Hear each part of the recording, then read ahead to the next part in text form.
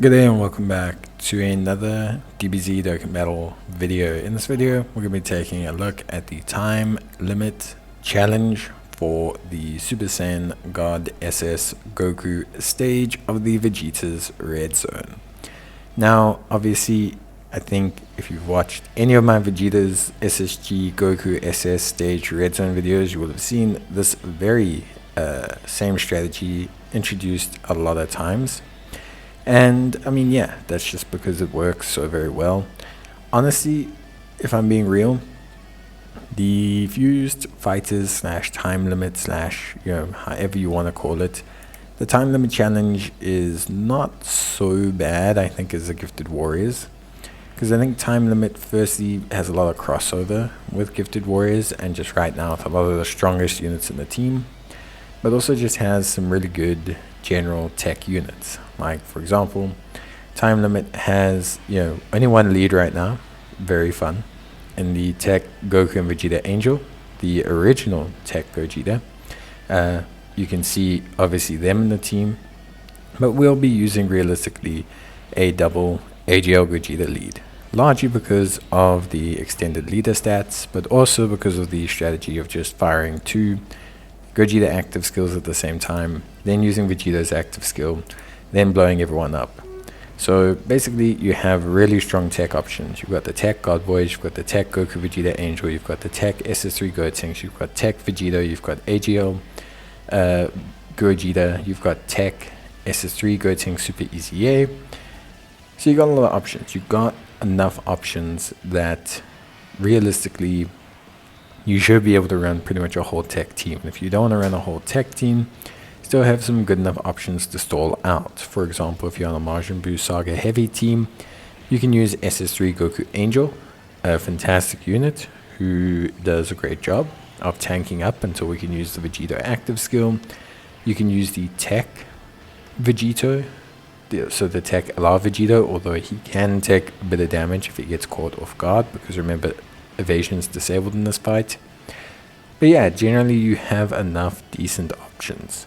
I think obviously other options, probably strength Gogeta, not too bad here, could be okay. AGL, SS3 Goku I've already mentioned, and yeah, probably maybe just physical Super Saiyan 4 duo who I'm using.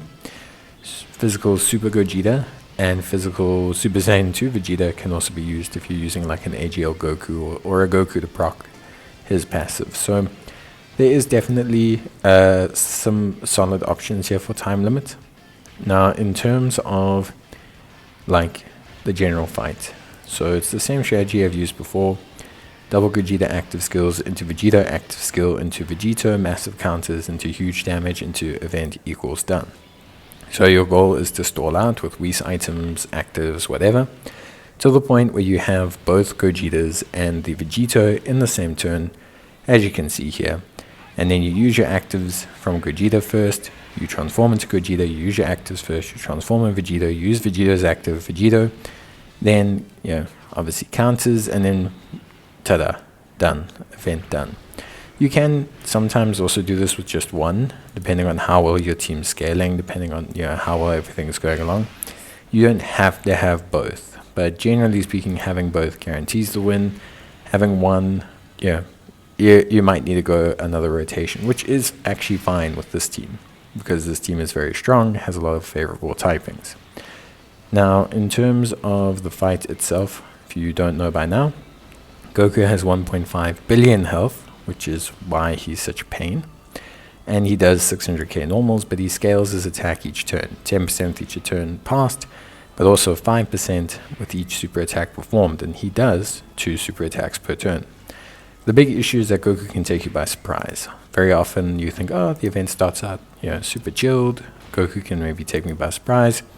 He can, because he does 2 supers, and his first super raises his damage by 80%. So what ends up happening is you end up basically taking a lot of damage because he fires off multiple supers, and so you tend to start to take a fair chunk of damage. Now, obviously, overall, with a tech type team, this is not so bad because Goku is AGL type, so Having a tech type team gives you a natural layer of protection, and you can also attack lower Goku. So Goku can have his attack lowered. This also assists you a lot against Goku, so I highly suggest you bring attack lowering. Other than that, honestly, that's pretty much it. Realistically, there's just not that much more kind of to mention here.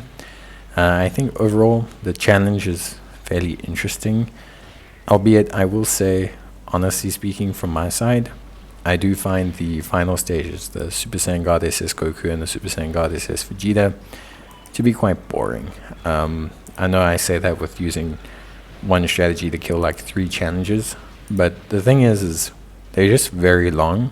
They have very big health pools, and it more becomes a matter of, oh, will the wrong unit just get supered in my 6th turn, rather than, oh, was there a coherent strategy here?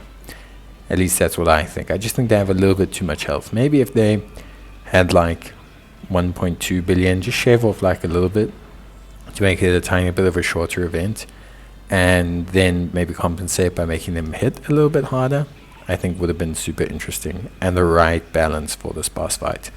But for now, it just feels very long and a little bit too daunting, a little bit too wear and tear on how I feel right now. But yeah, that's it from me. Obviously, if you need any help, let me know in the comments down below.